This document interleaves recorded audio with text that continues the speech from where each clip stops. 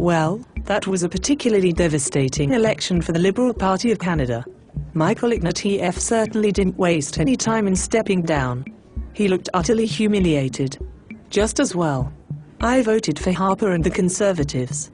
Hooray for me? Yes, indeed. It was a bad day for the Liberal Party.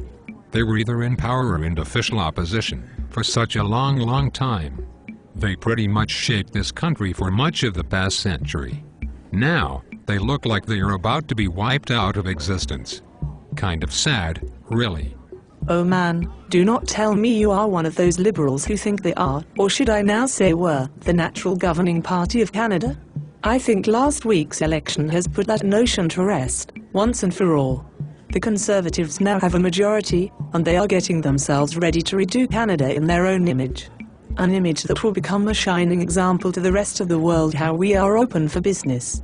I do not know where you get the notion that we haven't been open for business before. You seem to forget that we were doing pretty well economically before Harper came into government. However, that's all moot, because really, aside from doing job creation in the public sector, the Prime Minister has little control over how well the economy does anyway. But for social programs and laws and regulations, well, I would beg to differ that the Tories have taken over the mantle of being the so-called natural governing party just yet. Oh, come off it. The Tories won a solid majority of seats. They were first past the post in 168 ridings. Harper had weathered the constant attacks from the critics and showed them how wrong they were to say that he was too extreme. This election has widened its base and has now taken the lion's share of voters in almost everywhere. If anything, this election proves we do not need Quebec anymore to form a majority. Finally, we will not be held hostage anymore by the separatists. If that does not convince you of indications of a natural governing party, then you are a liberal idiot. You perhaps should be made aware of a few facts about this past election. The majority of Canadians did not vote for the Conservatives. In fact, they got less than 40% of the popular vote, which is certainly not a ringing endorsement by any stretch. Second of all, the race was very close in over 20 different ridings, half of them extremely close, where the margin of victory was less than 1,000 votes for the Conservatives, quite a number of them in three-way races. In most of those cases, it would have taken very little votes from any one of the other parties more inclined to switch at the ballot box to deny the Conservatives those ridings. In fact, in one riding in Northern Ontario, the Conservative won with only 14 votes. Not exactly the kind of margin that gives one a resounding mandate. It would have been easy to have denied Harper his majority. Oh please. Vote splitting is all Monday morning quarterbacking. Harper's Tories are hardly the first party to win a majority in this way. The important part is that they have broadened their appeal and their voting base. How can you deny that? Broadened their appeal? I think you really should stop listening to the pundits making the rounds on TV and stop reading the National Post. Please do your own research by looking at the results from each riding across the country on the CBC website's Canada Votes section. Objectively looking at the results, it's plain to see that the Conservatives have only increased the number of votes this election by 1%, and most of that increase took place in ridings they already held. For example, an MP like Jason Kenney in his riding got more share of the vote this time around than the last, which, yes, it does indicate an increased overall share of the vote. Yet, if anything, despite the capturing of new seats in Ontario and a few in the Maritimes, the Conservatives may have actually begun to constrict themselves to their original Reform Party enclaves. Certainly not this whole sea change that many pundits are claiming right now. Who are you kidding? I have seen that electoral map. It's almost all blue. Face it, when the Progressive Conservatives were taken over by the Reform Party, everything was set in motion to eventually topple the Liberals from their historical perch and take their traitorous codependents the Bloc Québécois with them. No more will the rest of Canada suffer from these two parties that would threaten and appease with constitutional bullcrap. I for one am glad we will be rid of both of them. It is what the grand majority of Canada wants. Whether you think the Bloc are traitors is irrelevant. They were defending the interests of people who elected them, and frankly, as much as I disagree with them about the whole Quebec as its own country thing, I can at least respect Gilles Duceppe as someone who often spoke truth to power against both the Liberals and the Conservatives. Which reminds me to ask you, all of the abuse of power and the stacking of cronies in the Senate that Harper himself had originally campaigned on in the past to abolish, do you honestly think, for example, that Canadians really want that from their Prime Minister? And do they really want unscrupulous spending that has taken place in the past 5 years for the G8 summit and war in Afghanistan? There are other examples I could name as well. Probably not, but so what? Every federal government has done that. Harper's government is certainly not unique. Look at John Crétain's Liberal government. He was as crooked as he came. The sponsorship program, the vast amounts of money sent to his own riding in Shawinigan, his own abuse of power when it came to the Access to Information Act. I could also name you plenty of other examples. Well then, we seem to agree at least on one thing. Oh really? What's that? We both agree that the kind of behavior that we have seen by both the Crétain and Harper governments aren't the kind Canadians want. No, I don't think we agree at all. The Canadian population does not seem to have a problem with the current Conservative government. Well, enough of them do not have a problem with them. There are more than 60% of Canadians who do not agree with that conclusion, and I doubt there ever will be any less. People can only take bullshit for so long.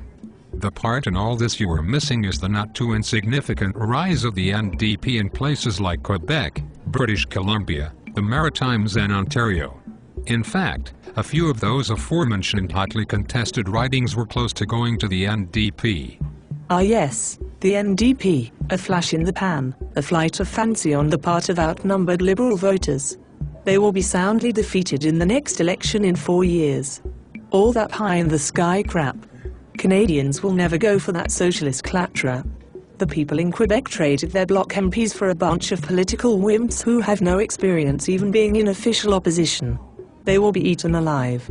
They seem to have done quite well governing provincial governments, so to claim they are inexperienced as a party simply is not true, and frankly, if it were not for the NDP, we would not have half the essential social programs like universal health care like we do now.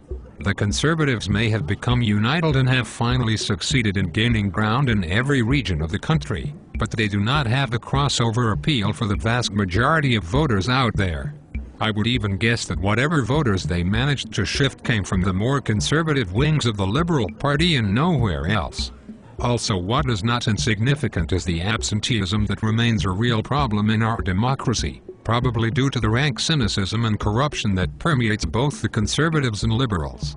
We may have done slightly better since the last election, but still, more than 38% of eligible voters did not show up at the polls. So what? So, once again, that 39.6% support could very well be reduced when properly weighed with the desire of all Canadians, depending on how you interpret the reasons for that absenteeism. One thing is clear to me, this particular Conservative government may have already consolidated all of the votes it will ever receive from Canadians.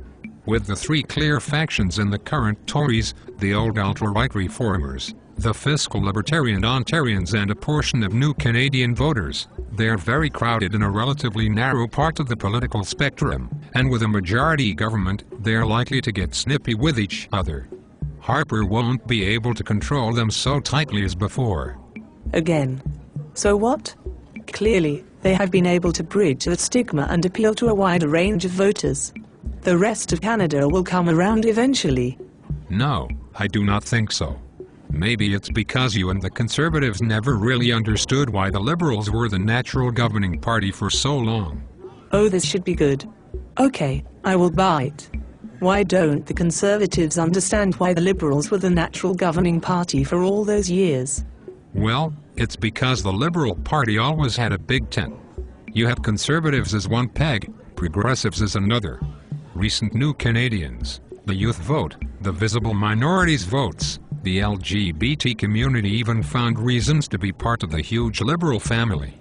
That is something that these Conservatives don't have a prayer of ever accomplishing, especially since they have a very outspoken, very staunch hard right-wing faction who would balk coming close to anything further left than the center-right.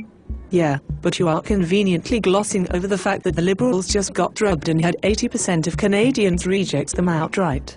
So much for a white tent.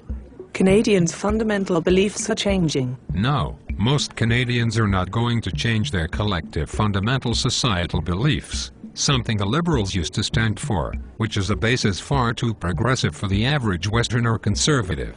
Wow, just wow. You must be high right now. The Liberals used to stand for? What do you mean, used to stand for? You mean, there used to be a time where the Liberals stood for something else other than rewarding cronies and feathering certain ridings with cash?